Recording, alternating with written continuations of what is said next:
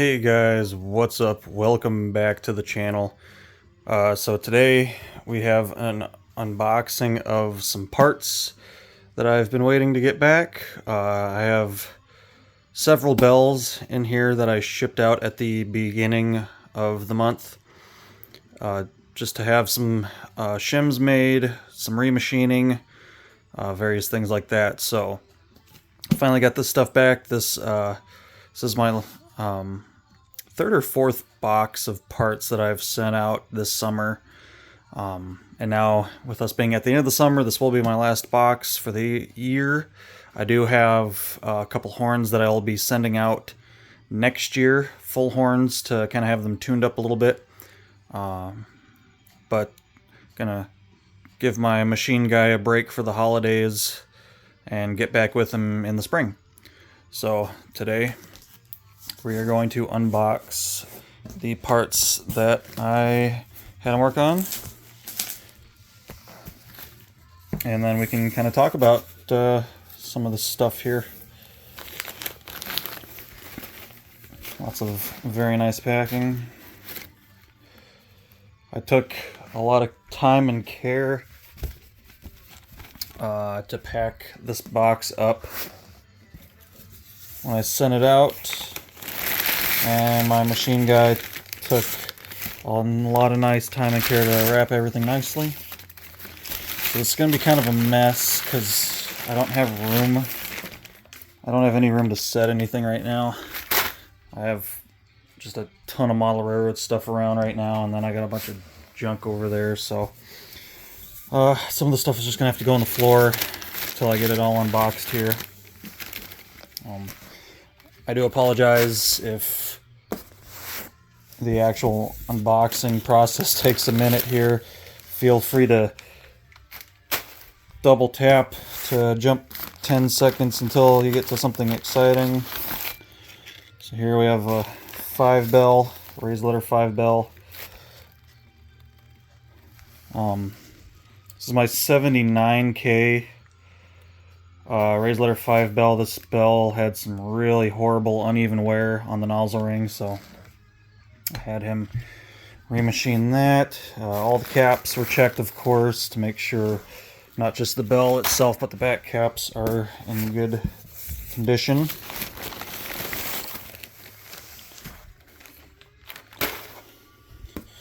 We're just going to kind of make a mess here for a while, clean it up later.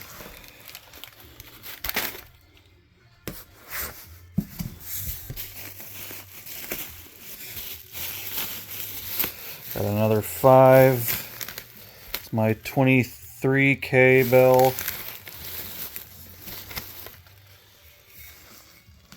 That would be the one off of my P42, early 2000s P42 K5LA. It's got the cone holes in it, but I do have the other style of debris covers that clamp on for that.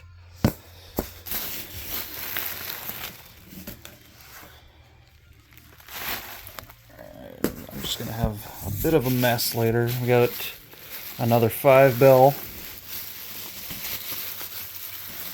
If I can get her out of the box.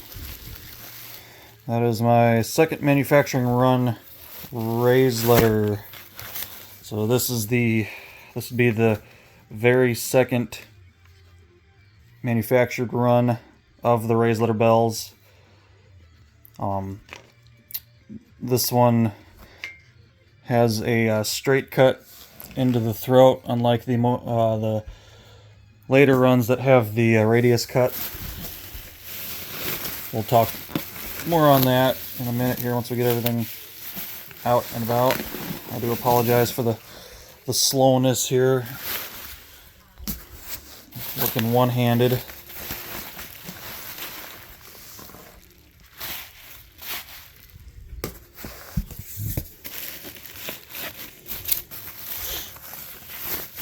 Alright, we have the newer raised letter 2-bell. We'll talk about what went on with that. I am horribly out of room. So we'll just kind of start setting stuff down here. So we can get the box out of here. Let's see. So that was the 65K RL bell. L4. Had this one tuned. It had some wear and just kind of needed a little refresher. So that's what that was for. I don't know if I'm not going to stack those because if something falls and crushes one of my locomotives, I ain't going to be too happy about that. So better safe than sorry. I have an early 90s 3A. There you go. 3A. Big inlet. We'll talk about what I had done on this one. I can get this stuff off of here. Alright.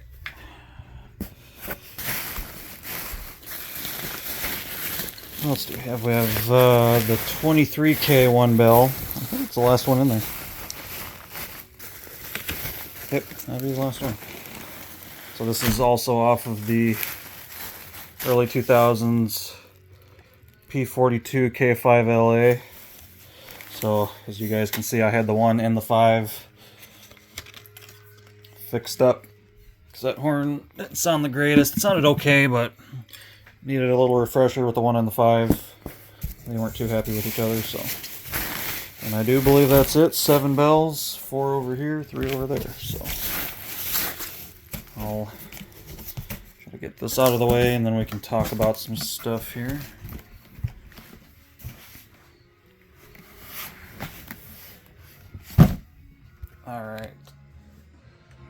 Alright. Let's see, I should probably get a wrench. Well, we'll get the bells over here first. Get everything situated.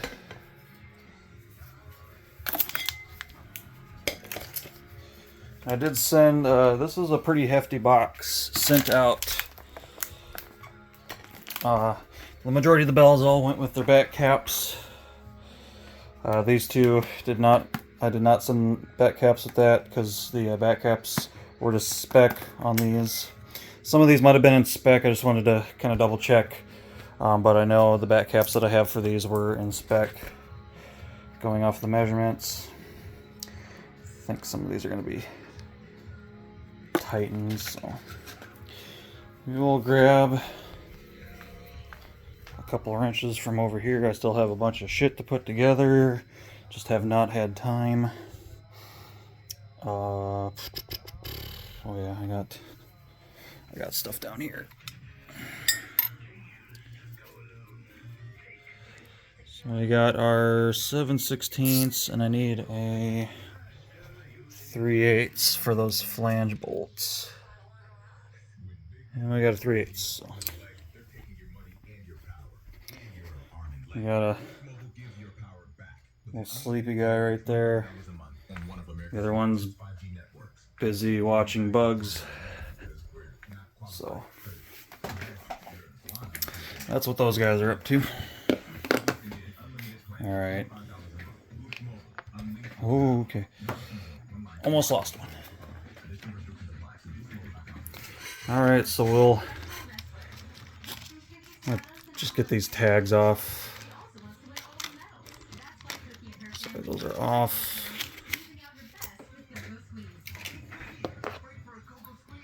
Oop, I need my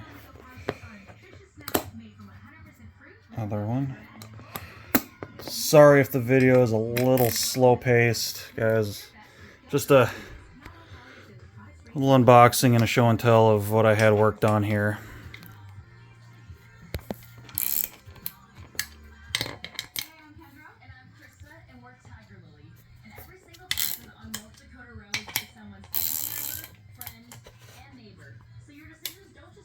Sorry for the shitty camera work right now. I'm just kind of concentrating on getting these bells opened up somewhat quick here, so I'm not making a 2-hour video on some slow stuff here.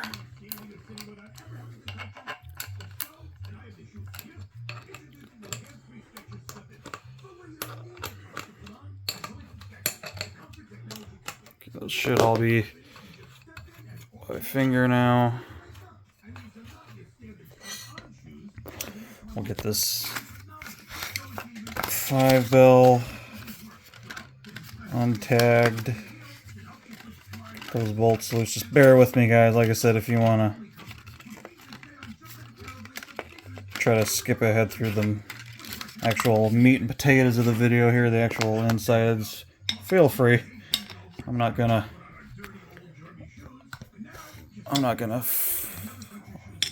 I can't, but I wouldn't force you guys to watch every waking moment of this. I just don't have any editing tools, so I can't like skip ahead. I can't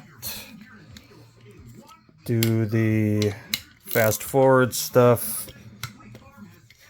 I'm just not very not too big on the old technology there, so.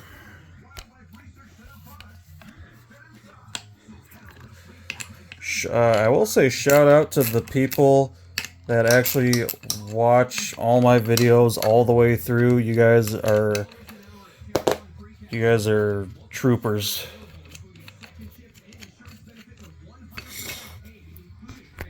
Alright, so that's those. Get these two untagged and opened up. Actually, this one's already loose, so that's going to save us some time.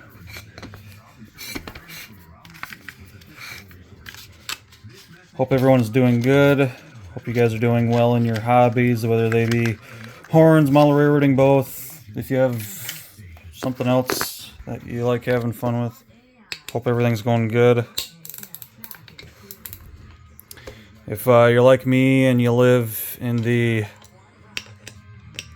Northwest, you're probably bumming hardcore that it is the end of August already. I don't know what the fuck happened to summer, but it went pretty fucking quick. That's all I know. So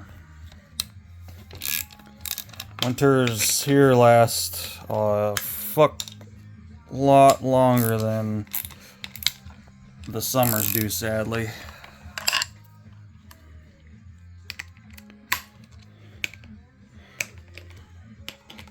I mean, I know there's some people that live closer to the Canada border than I do, but I'm not, I'm within a few hour drive of the Canada border, if that tells you how far north I am. Alright, so all that's by hand. We'll get the two unwired here. I ran out of zip ties, so or not zip ties, bread ties. I cut bread ties for some of these, but I ran out, so I had to use a bit of wire, tag wire for that one. That one's tight, so just get everything loosened up here quick. Alright.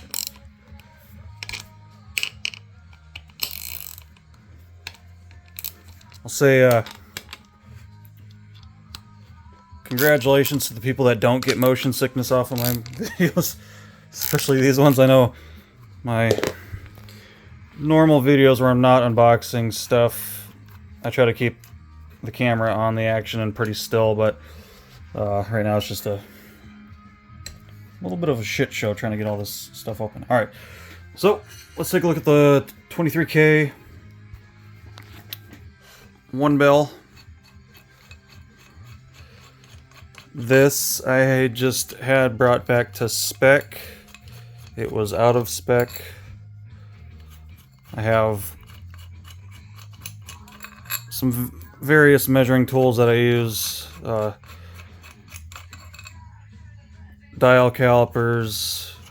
I use parallels to check some of this stuff. Depth micrometers, so I can see actually what is in spec and what isn't.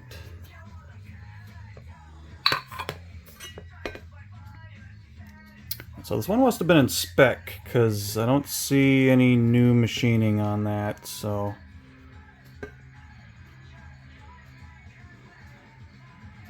I think I don't remember what tag was for what over here. I know he said something was okay. 22K bill checked. So yeah, this one was okay. He didn't wind up having to do anything on that, so I guess I probably wasted his time on that one.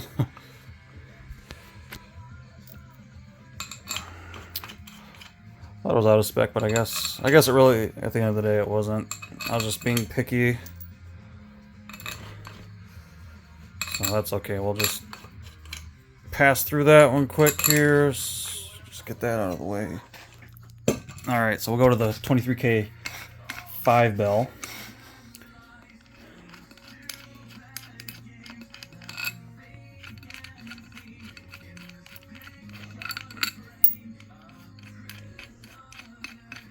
He even marked where I had the back cap angled. So that way when he put it back together he could test it in the orientation that it was going to be in. Alright. I guess that one was okay too. Alright. Well, let's see, where's the tag going? He said everything was in spec, so that's good. It looks like he might have remachined a little bit out of the 5 there. So, a little bit of work. Put that back together. Try to run these through somewhat quick since we're already 17 minutes into this here. Just a quick little run through on everything.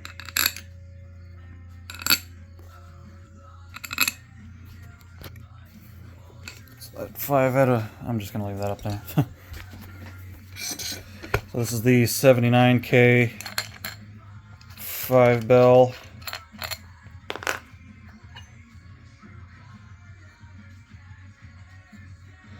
So looks like the back cap was fine, and he did some remachining, retuned the bore pocket, recut the radius on there, brought the seating surface and the clamp ring into spec with everything else. Looks like he recut the nozzle. So that bell is 100 times better, ready to go. You guys can actually see everything is nice and level when you line it up. Nothing's too crazy. Back cap must have still been good, so that's good. I was kind of worried about that just with how far out of spec that particular bell was. So next step before I can start putting all this stuff back together is I got to clean these parts, because there's some residue left over from the machining process, so not a big deal. You'll rewash everything really nicely.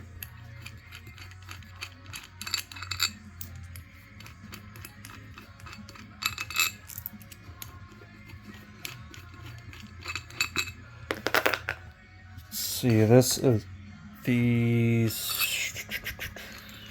the second run raised litter.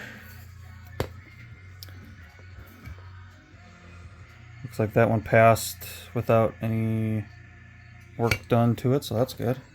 So let's see. Some of the stuff he said was okay, some wasn't. Alright, so yeah, second run. A little bit on the first run versus the second run manufacturing runs on these raised litter horns. The very first manufacturing run, the internal structure of the tuning pocket and the nozzle ring were spitting images of the precursor 40K stuff. This would be early 50K stuff. And then kind of later into the 50K, or the second manufacturing run of the raised letter. Still kept the straight cut on the tuning pocket there, no radius, but then we started to see the outer radius cut of the nozzle.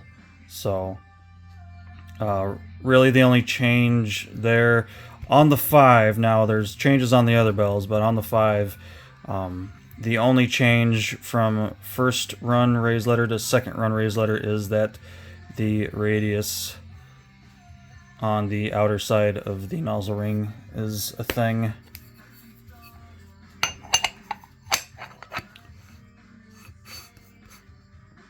I'm just gonna line those back up, just kind of set them in there for now because all that's got to be recleaned anyway.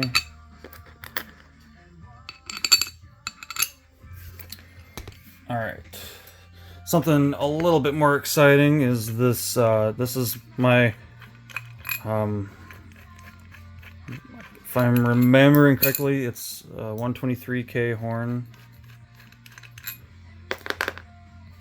It's in the 120Ks, I can't remember exactly what it was, but this is the 2 bell off of it.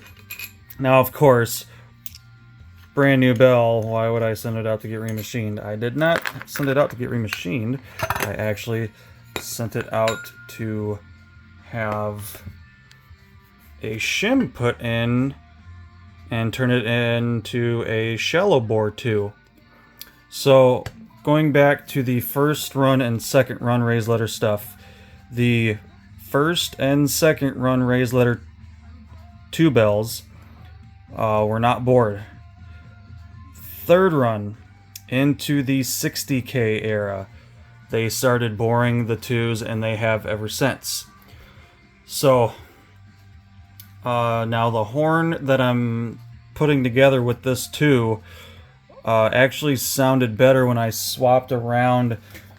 I kind of played with some of the bells, and at the time I had my second raised letter run K5 LLA torn apart, and I had the 2 bell off of that, which is a shallow bore, and I threw it on the horn that this came off of along with another bell, and it sounded really nice, like really nice. And it still sounded nice with the board too, but I wasn't getting quite the blend that I had with the shallow bore. So I went ahead and had my guy make a shim for that, so that's really nice. Brings that back to basically being a first and or second run raised letter spec. So that's going to be exciting. I will talk more on that horn later, guys, of what it is, what we have on there. So that was pretty exciting to get that made.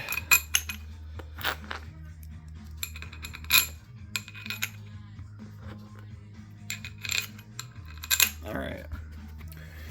And we just have 2 bells left here. I'll set that down here. So we got these 2. I'm just gonna set you guys down just for a second here so I can open this up with 2 hands. Seems to be a little bit quicker. I do apologize for the lack of video time right there. Just a little bit easier to open this stuff up.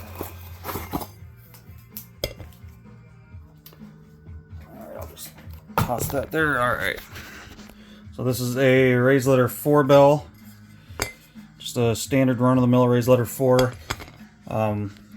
This bell was basically wore down, and I had went and refiled everything down to level again, but my tuning pocket was not where I wanted it anymore after the releveling, so I had my guy go and remachine that to the correct depth, kind of tune it up a little bit, redo the nice radius cut on there. So this is a good example of a late, this would basically be a second run second run raised letter 4. One way to tell, first of all, it's going to have a radius. Unlike the 5 counterpart, the 4s and 3s did receive the radius in the second run. The radius cut on the outside of the nozzle ring. And then another way to tell, and I don't know if this new camera, so you guys can see those kind of straight line cuts cut in a circle. The machining on that was a lathe cut, not a CNC cut. And I'll show you the difference here in a minute. So take a good look at that. You guys can see those lines that kind of follow the curve of the bell, or of the back cap seating surface itself. Versus, we'll bring it up to 79K. Oh shoot. Alright, he remachined that, so that's not gonna let me show you guys on the 2 bell here. We'll just lift all that up. So yeah, versus the 2 bell, which is clearly done via CNC. You can see where the tool entered and exited the cutting path, and you guys can see all the marking from the tool spinning around, versus the kind of straight line lathe cut on these. By the time 3rd manufacturing run came around, this started to be a CNC process. So just another difference. So just gonna set all that back together really quickly here.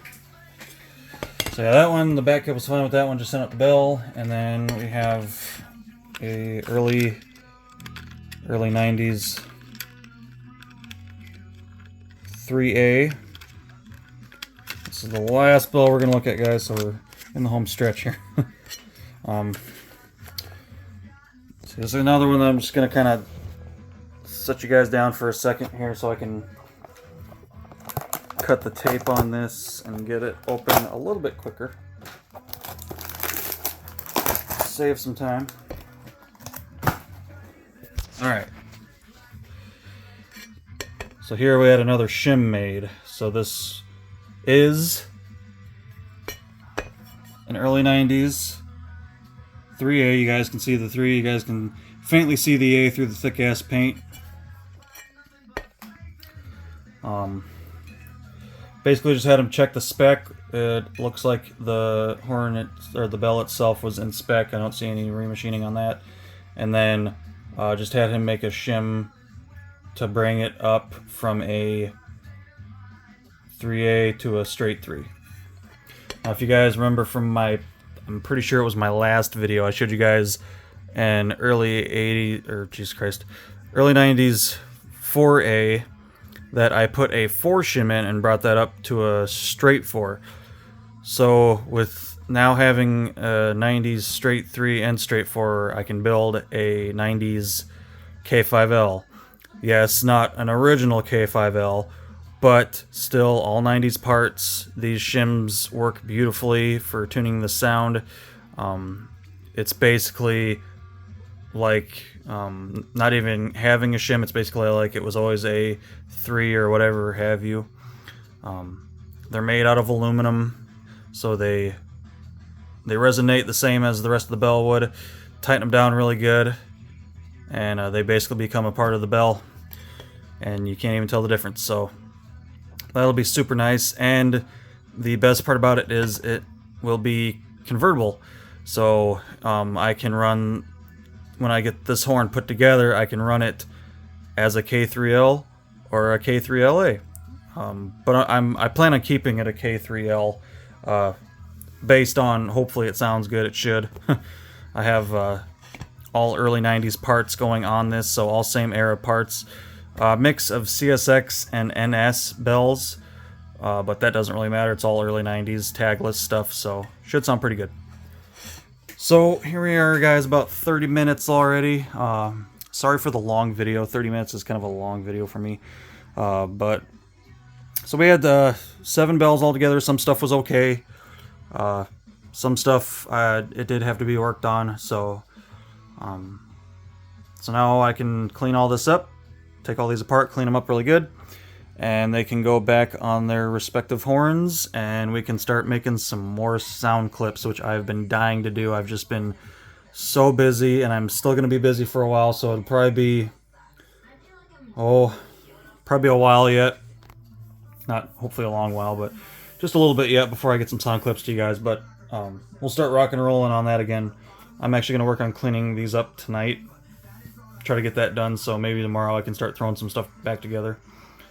So thanks for sticking with me, guys. Sorry it's a long video. Sorry for the crazy shaky cam and the shitty filming with the fingers in the way and the staring down and staring up. So